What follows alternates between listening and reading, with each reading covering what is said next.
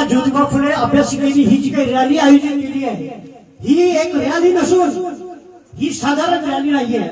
ही rally तुमचं आयुष्य बदलवणारी कृती आहे. या सिद्धार्थनगर मधील माझे भावंड, माझ्या बहिणी यांच्या आयुष्य बदलणारी ही रॅली म्हणजे ही कृतीयुक्त कृती आहे.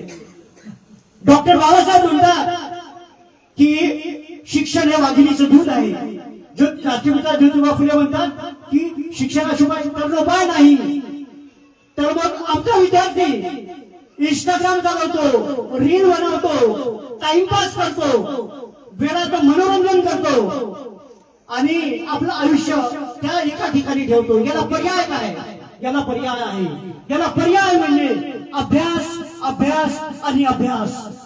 व्यसनातून बाहेर निघायचं असेल, टाइमपास म्हणून बाहेर निघायचं असेल तर आपल्याला अभ्यासाचं ध्येय धोरण आखावं लागेल. राष्ट्रपिता ज्योतिबा फुले अभ्यासिकेचे विद्यार्थी दररोज 10 तास अभ्यास करतात. 10 तास अभ्यास करून ते स्पर्धा परीक्षेची तयारी करतात. स्पर्धा परीक्षेची तयारी करून ते नोकरीला लागतात.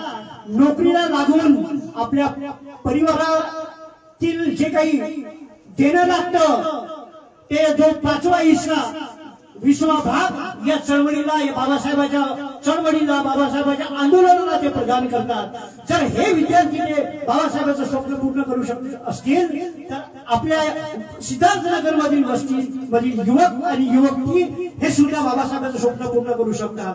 म्हणून नुसतीच कल्पनेची आता नको भरारी, नुसतीच कल्पनेची आता नको भरारी, आयुष्य झिजवण्याची ठेवू जरा तयारी. राष्ट्रपिता ज्योतिबा फुलेंचा जय असो.